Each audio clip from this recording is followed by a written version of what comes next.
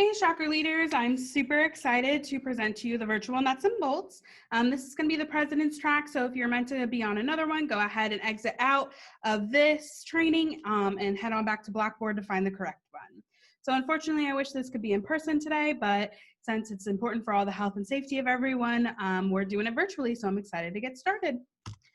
We're going to talk about 6 things today, so that's going to be the RSO team, COVID-19 and events, Shocker Sync, keeping motivation and setting goals, and then the upcoming dates that we have for you and the quiz after, so you can make sure that you are getting credit for being here today.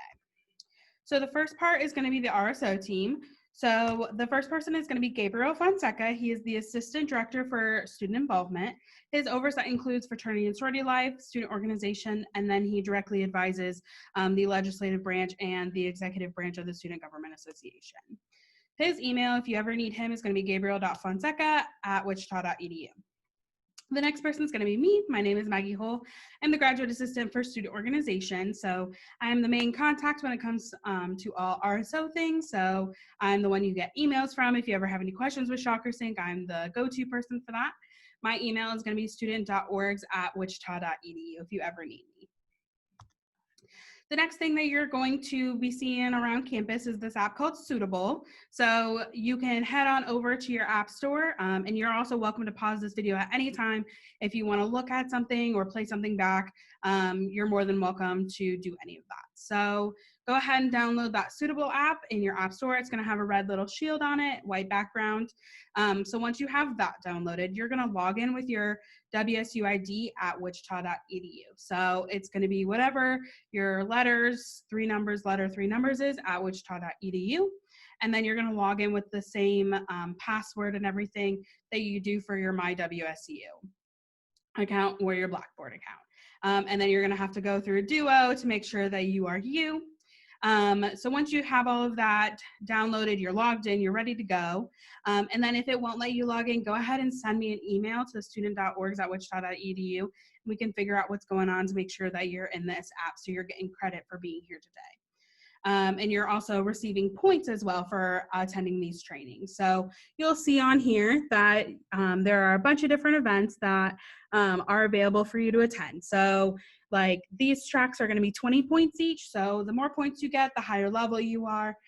This is also a really great way to track everything that you do in your career at college. So afterwards, after you graduate, you're ready to go, you will also get a transcript of everything that you had while you were at Wichita State, which is really, really great.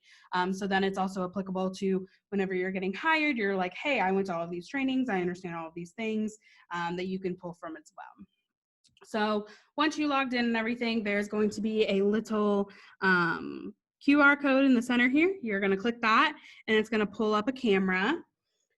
And then you're going to just be able to scan it and it will scan automatically by itself. Right now mine says you scanned it too early, obviously, because I'm recording these ahead of time. So once you do that, then you're ready to go. You'll also get a survey sent to you after this week just to make sure that we're doing things right, if you want anything different, and if we ever do this over video ever again, what we can do better next time. So moving on, we're going to talk about COVID-19 and events. So obviously COVID-19 has changed the way that we do events here on campus, and whether that's virtual or whether that's going to be in person, a lot of things have changed and some policies have been added, and we want to update you on those. So the first thing is going to be a person limit. So Student Affairs has placed a 100-person limit on all events. So this 100-person limit includes all of your members, anybody who's attending your event, any volunteers, your advisor, all of those people are counted towards a 100-person event. This includes on and off-campus events. So there's a responsibility of the student group to make sure that we do not go past that 100-person limit. Let's say that an event is being held in a space that only is a max of 80 people, like in the ballroom in the RSC. Then that's the max, right? 80 people max in that space. So we'll go with the lower number versus the higher number. So, and then people are allowed to be in groups of 15 if they're like known individuals. So if they live together or if they're kind of in that quarantine bubble together, they're allowed to be in small groups like that. But everybody else needs to be socially distant of that 6 feet. The next policy that is now in place is masks. So we need to make sure that there's a face covering on every individual unless they are actively eating or drinking. This is super important to make sure that we are protecting each other from COVID and we can still have events here on campus. Is a responsibility of the host of the events to make sure that this is being followed.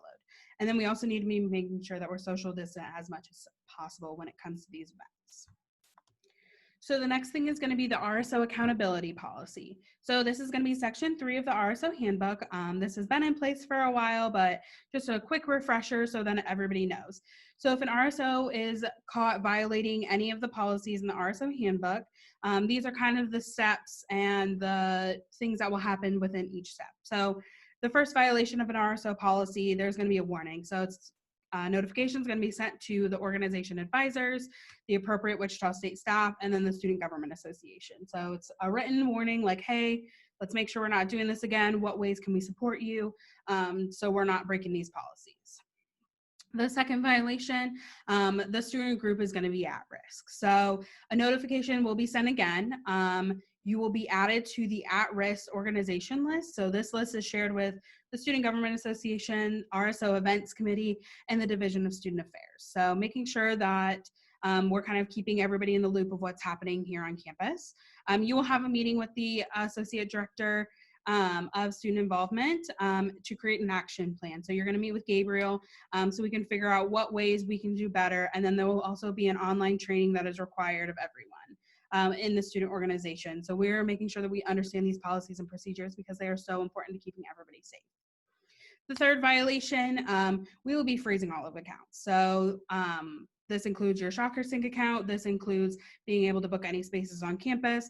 This also includes you won't be able to have access to any student organization funds that are within the Student Government Association. We will also be freezing your safekeeping account. So any money that is in those accounts here on campus will be frozen and not being able to be used. Again, it will be shared with the Student Government Association, the RSO Events Committee, and with the Division of Student Affairs. You will also have a meeting again so we can create an action plan, discuss any sanctions that are necessary, including but not limited to reserving space on campus, hosting events, or access to funding. At this point, there can be a conversation of not allowing you to exist at all on our campus.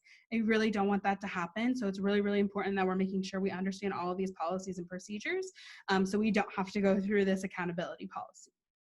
If you have any questions at all, feel free to email Gabriel, and he will be able to answer all of these questions you have when it comes to this specific policy. So number 3 is going to be our ShockerSync. So ShockerSync can be a little difficult and cumbersome at times to handle. So I'm going to pull up our test organization. So here is going to be our test organization. So when you get on the main page of ShockerSync, this is what it looks like. This is super important that you kind of always check these little boxes here. If renewal, nuts and bolts, RSO printing, all of these things are super important to keep track of just because these are important things that I'm letting you know. So when it comes to membership, there's going to be boxes down here of any organization that you are listed as a member for. So I'm going to actually use our test organization today. So you can also search up here for your test organization, and then you can go ahead and click that, and it will send you there. So this is kind of the main page that pulls up when it's your ShockerSync portal. So I'll have a little blurb about your organization, when you want to manage it. You can request to join the organization if you are not already a member.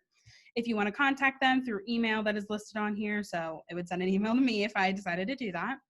Any upcoming events that have been approved, any of the officers that are currently listed, any documents, so constitution, bylaws, minutes, anything like that, and then any of the discussions that you decide to have on here. So we're going to go ahead and click that Manage Organization button, and it'll pop up a different tab. So this is what I would like to call our little hamburger. So this is going to be kind of the main navigation pieces that you're going to have. So it's going to cover roster, the About section, events, any news that you want to share, gallery, documents, forms, elections, and finance. So let's just click to rosters. So this is going to be anybody on your organization that you have listed. I encourage you to keep this up to date because when we do request rosters later in the year, it will be super easy for you to download an Excel form of this, which you can click export roster, and then you can easily put it into the form that we have for you. So what you're going to see is the primary contact. So this always should be the president. The president should always be the main contact. If you ever need to change that, you can just click this little pencil button and it'll bring you up a list of anybody that you can change it to. Obviously, there's no other members besides Gabriel in this organization since it is our test organization. Then you will see any of our current members. So if you select them, you can click end membership or you can end all memberships. I would avoid this button at all costs because it would delete everybody in your organization and then nobody would have access to it. But if you ever need to end some memberships of people who have graduated or who have left the organization, that is there as well. You will find pending. So this is any of the people that you've already sent an invitation to. When it comes to sending invitations to people to add them to your ShockerSync account, you need to make sure you're using their @shockers.wichita.edu email. This is super important because if you send it to somebody's Gmail or their Hotmail or something, it's not going to be able to pull it up since we all log in through the same way like we do with the MyWSU or our Blackboard account. The next section is going to be perspective. So these are people who have requested to join our organization, and you can either approve or deny them. And then you can also click saying, hey, like you can see their email or anything like that and how to contact them. So that is going to be the manage roster, just different tabs here. If you keep your roster up to date, which is, as I said, strongly recommended, you can message all of them through email. So you can send them all an email being like, hey, we have a meeting tonight, don't forget, any of those types of things. Manage positions. So this is a really great button if you want to add a position so they can have access to their ShockerSync accounts. You just click that button real quick. You can name it, so whatever you want it to be called. And then most of the time, if it's an officer position, go ahead and click that. If it's an additional advisor, this kind of gives you a baseline of what to go off of. As they say up here, you can name it historian, technical guru, whatever you want that fits your organization. I would always show that position on your public roster. That way, people aren't always having to contact the president. They can contact the specific chair that is responsible for that. And then you can click no access so the person can just see the portal, nothing else. All access gives you what you saw earlier in the little hamburger, all of those options. Or limited access, you can go through and decide which access people get. This is super great if you have somebody who is just in charge of events. You can just give them access to the events section versus having all of them as an option. So that's really great as well. So once you do that, you hit create and it will be on there for you. So we'll go ahead and click back. And so you can always go through and edit any of these, make them unactive, all of those things. So the things that will always be active are going to be your president, treasurer, and on-campus advisor and event coordinator. So those 4 positions are going to, no matter what, be created by us and will always be on there. And I always at least need to have the president, treasurer, and on-campus advisor listed on your roster. This is just so when we do events requests and everything, it will automatically pull it for ShockerSync for us instead of us having to add them on there. So going back, when you want to invite people, as I said before, make sure you use that @shockers.wichita.edu email. So you can just click invite people, pop in all their email addresses on here. So I will just pop my personal email on here, my school email. You can hit add email addresses and then you can click which section you want. Members they're going to be on the roster. They just see the portal that they're a member. They don't have access to any of those additional items. And then you can go ahead and add whatever piece you want. Whenever you add a bunch of emails on here, you can only add them as one title, sending an invitation as. So if you want to add like the president on here, the treasurer and everything, you have to send separate emails on here. Perfect. So we'll go back from that and then we will move on to the about section. So the about section is super great if you ever want to change up your summary of your organization, the full description, or your profile. you all will not be able to see this little admin tool. This is so if you ever want to change your official name, tweak the way the words are or anything like that for the official name of your organization. If you ever want to do that, feel free to email me and we can have a conversation about if you want to change the name of your organization. So we can keep scrolling down here. The address, you can always put on campus address is yours. If there's a separate building or anything that your organization uses, you can put that as well. Phone number on here. And then an email. I would encourage everybody to have just a general email that all officers can check so that it's super easy. So you're not the one always having to go back and make sure that they are answering emails or anything like that. So just a good general email. It can be a Gmail, it can be a Hotmail, it can be whatever you would like it to be. So that's an option as well. If you want to add any of your social media, any external websites on here as well. And then make sure you hit update at the end. So that is the about page. The events page is super important. So when you are ever requesting to have an event on campus, you have to go through these steps. So I will also be going through these steps with your event coordinator as well. So making sure that you are hitting that create an event button and then going through the steps. It's super simple. It lays everything out for you. It also has an online location now. And then there's also a clause in here that you're accepting that you understand that the 100-person limit and that everybody needs to be wearing that face mask. So you go ahead, answer all of these questions, and then it will go through the event approval process, which we will hit back on a little bit later.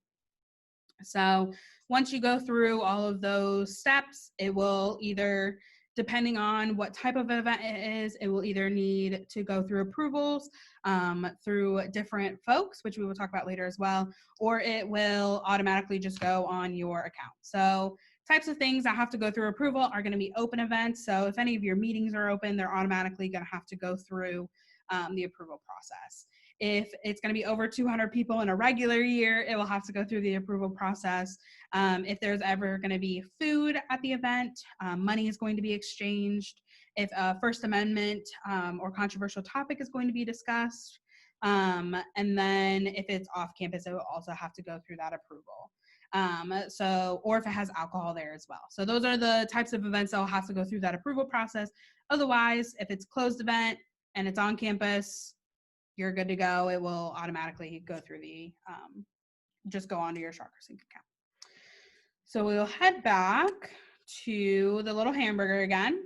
If you ever want to post any news articles, they can be seen by anybody that has a ShockerSync account. So you can just create the article, write whatever you want, whether that's events coming up or you all won an award as an organization, you can go ahead and pop those on there as well.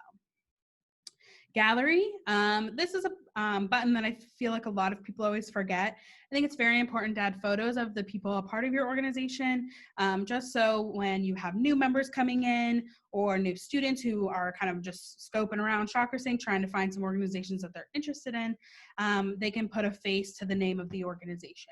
And I think this is super important just so there is that connection. They see that you're all humans, not just this random portal on ShockerSync. So you just can create an album. You can have as many photos or as albums as you want. And this is also a really great place to hold all of those photos. So in the future, if they ever want to go back and look at past events, or if they ever want to go back and do like a Throwback Thursday or anything like that, they can be able to find them all here.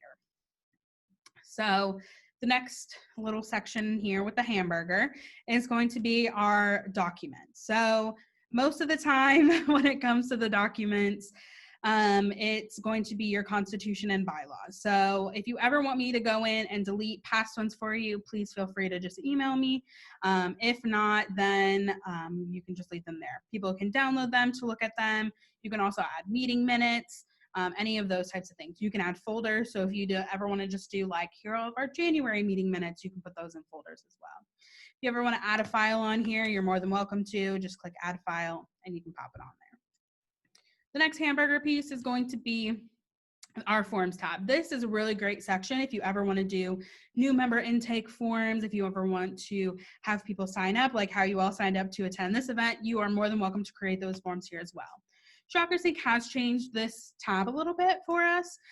So instead of the little plus sign that was up here, it's going to be these three little dots. So you can click that and then you can hit create form. And then it is super easy, super simple. You pick when you want the form to open and close, what you want it to be called, if you want to have to go through an approval process, anything like that. And then you also have the ability to add any types of questions on there. So there's multiple choice, long answer, ranking, voting, anything like that that you could possibly dream of. ShockerSync has put it on there as an option for you all. So you can also have the bulk archive and bulk restore option. So if you ever want to get rid of a form after it has ended, you can put it on an archive tab, so that a way you don't have to see it or anything like that. So go back to this hamburger piece. Election. So this is a really great new tab that we have recently got ShockerSync put on here. And so it's going to be exactly like that forms tab. You're going to pick when you want it to open, who you want it to go to, anything like that. You build it exactly the same. So you go ahead, click this create an elections tab, and then you just go through the simple steps that it offers you. If your roster is up to date, it will show everybody on your roster in their portal like, hey, an election's open, go ahead and vote. And then if you ever have any questions, you can add stuff on here as well. If you ever want me to walk you through this, I can set up a Zoom chat and we can go through this process. This is a really great way, since we are socially distancing, not to have an election in person, but doing it this way instead. And then also when you do the results, you won't see how people voted. So whoever's handling the election will not see how people voted. They will just see who is winning and stuff like that. And it only allows each person to have their one vote, instead of being concerned that people are going to vote multiple times or anything like that. So the last piece is going to be this finance tab. So this is going to be how you request student government funding. So maybe. Here we go.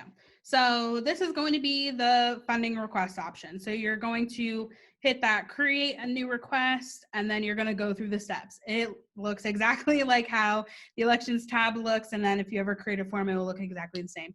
It'll ask you some questions of what you want with funding, what it's going for, how much, all of those types of things.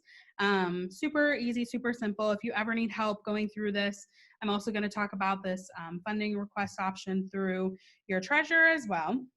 So you can go ahead and email sgatreasurer@wichita.edu, and Zachary James, the current SGA treasurer, will help walk you through this process.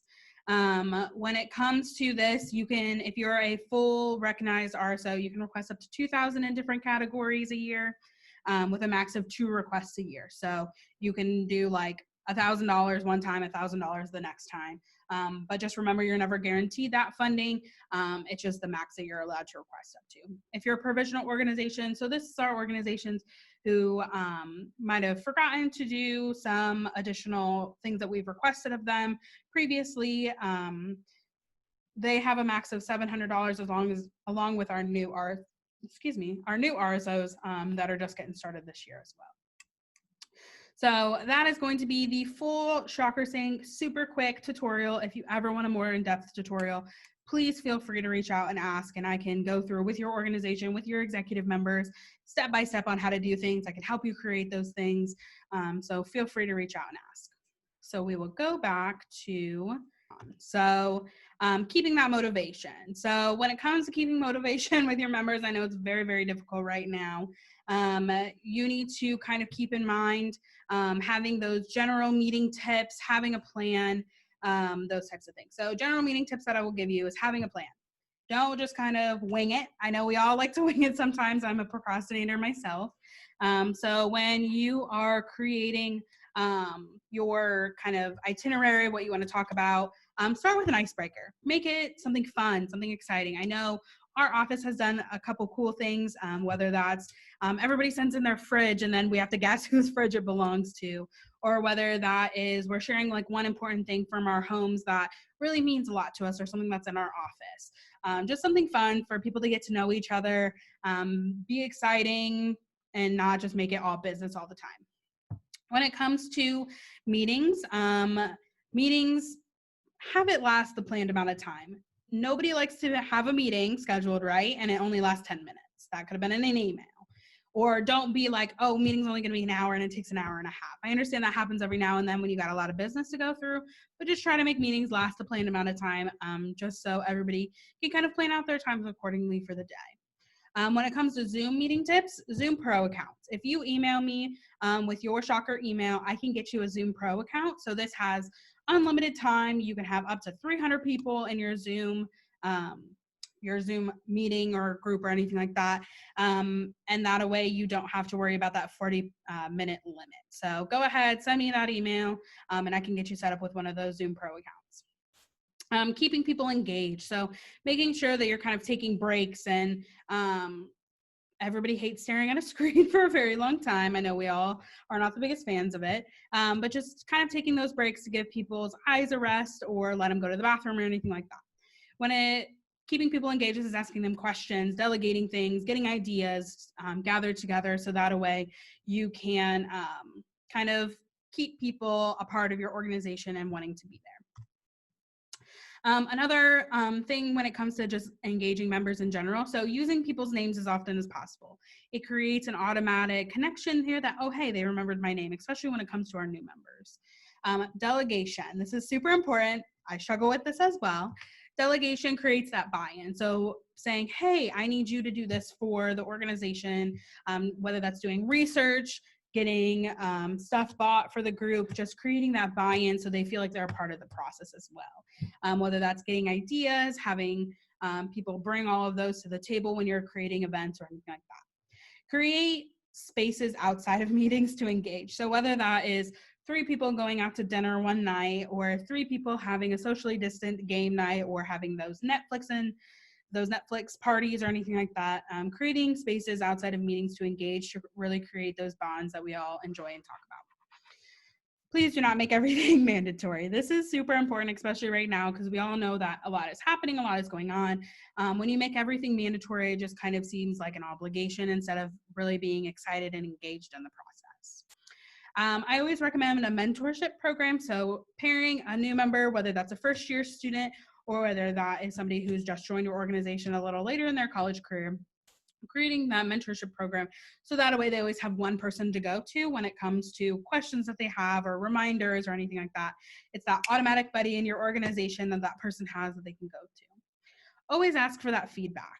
Feedback is super important, whether that is people put it in there in like a anonymous thing or whether they just say it. Always ask for that feedback of how you can do better, be better, how your organization can do better, be better. Because the only way is up when it comes to making our organizations better. Expect the best and be proud when your members achieve it. I think it's super important to always expect your organization and your members to be the best students on our campus. The reason why we have student organizations is to create a better experience for our students here on campus. So just making sure that you are expecting the best and being really proud and recognizing those students when they are being their best. The grape theory of motivation. So these are kind of 5 different things to think about when it comes to creating that motivation within your student group. So growth. Being able to increase one's skills or competencies or perform new or complex tasks when participating in training or anything like that. So this is kind of figuring out where your students are, your members are, and then growing them from there. So if they've never planned an event, pair them with somebody who's planning an event and then they can walk them through those steps. So then the next event, they can be the ones that are kind of the main person for that event and planning all of those things. So this is a growth because you're teaching them different skills that they never would have had beforehand when it comes to your organization. Recognition. So I always say praise in public, punish in private. So whenever people are getting a promotion or praise for achievements, go ahead and do it in public. Make people know that, hey, this person's doing a great job. They are being amazing. They're kicking butt when it comes to being a part of this organization. They're really stepping up for us. If you have constructive feedback, pull that person aside, be like, hey, so this is what I can see that you do better. I really love you being a part of our organization. We just really enjoy you being here, but these are the things that we can see you being better at. When it comes to achieve, this is an opportunity for somebody to solve a problem. So this is that step up to reach that goal. So they can create a tangible product. So whether that's an event happening or whether that's t-shirts being ordered or them recruiting new people to be part of your organization. So this is an opportunity for members, a part of your group, to see their efforts come to fruition. Participation, involvement when it comes to an organization is very important. Obviously, if participation doesn't happen, then there's no organization. So having people being a part of the organization, decision-making process, planning, scheduling, all of those things to kind of get that buy-in. And enjoyment. Have a fun, warm, friendly, supportive environment. Reach out to people outside of those meetings. Reach out and be like, hey, how are you doing? Is there any way I can help you study? Can I put you up with someone? Any of those types of things in order to create that friendly and supportive environment. Setting goals. So the next thing is going to be our SMART goals. So everybody already knows what SMART goals are, but here's just a really quick reminder in order to kind of set you up for success. So when it comes to the first part, it's going to be S, so being specific. So you're not just like, oh, I want our organization to grow. That's not specific. You can say, oh, I want to get some more new members for our organization to grow. The next part is going to be measurable. So how are you going to evaluate this goal when it's met? So instead of just saying, oh, we want new members, we want 5 new members. So kind of being very specific and measurable when it comes to, oh, once we have 5 new members, we've met that goal. A is going to be achievable. So it's a stretch, it's a challenge, but it's not unachievable. So let's say that you normally have 10 people in your organization. 5 might be a little much, right? Depending on how much time your members have in order to recruit those people or anything like that. So maybe we go 3. That is a stretch, it's a challenge, but it's still achievable. Relevant. Does this tie to the organization's mission? If you want your organization to keep going, we need new members, right? And so that is very relevant and ties to the organization's mission. And then time bound. So we want to say, hey, we want 3 new members by the end of the semester. So we set dates in order to make sure that we are going to be achieving that next goal. So our next piece is going to be upcoming dates and the quiz. So this will also hold a couple of reminders for you. So we're just kind of being there so you can remember of the things that we've maybe already talked about at the beginning of the semester, but just as a reminder. So here are a couple policy updates. The sidewalk policy no longer exists. So whenever you are sidewalk chalking or anything like that, please make sure that it's not on like any of the bricks or anything, but you no longer have to request to do sidewalk chalking or anything like that. Safekeeping accounts, now every RSO is required to have one. This is so if you ever request SGA funding, we don't have to go back and make sure that you actually have a safekeeping account or anything like that. And then whenever you get charged for things on campus, that safekeeping account is already created. Buttons. So unfortunately, with budget cuts and everything, we will no longer be funding the free buttons every semester. So if you ever want to buy them, you can always buy them through our student involvement office, but we will no longer be providing any of the free buttons. So another thing that we want to remind you of is the STEP approval process for events. So it is very important when it comes to our events or anything like that, that we are, that this approval process is followed. ShockerSync will not allow me to see the event unless these steps have been followed. So the first one's going to be the president. Even if the president is the one who submits the event, the president has to go on and approve it. If you are not listed as the president, please, please, please contact me and I can get your ShockerSync account set up correctly. So this is the first person who approves it, make sure everything looks good, and then once they approve it, it will move on to the advisor. So once the advisor approves it, this is the on-campus advisor. So they will look through it, make sure everything looks great, amazing, and then it will pop down to the next section once they approve it. The location. So if it is an off-campus location, it will skip this step. But if it's an on-campus location, whether that's the Metroplex, the Hexkit Center, or our event services, they're going to be the ones who pop on there and approve it. The next step is going to be University Police. So if University Police approval is not needed, it will pop down to the next step. If you are part of the fraternity and sorority life community, it will be approved by one of the staff members that are part of the team. So this is your final step if you're fraternity and sorority life. Once you get approval from the staff there, then you will move on and you are allowed to market your event. The last final step for everybody else is going to be student involvement. So I'm the one that has to do the final approval for that. Once you get my approval, you can go market your event. You can push it out there, make sure everybody knows about it, but you are not allowed to market your event until then. If you do, I will contact you and I'll be like, hey, please don't do that. Please make sure you're through the final approval process. Then you are more than welcome to go ahead and market all of your events.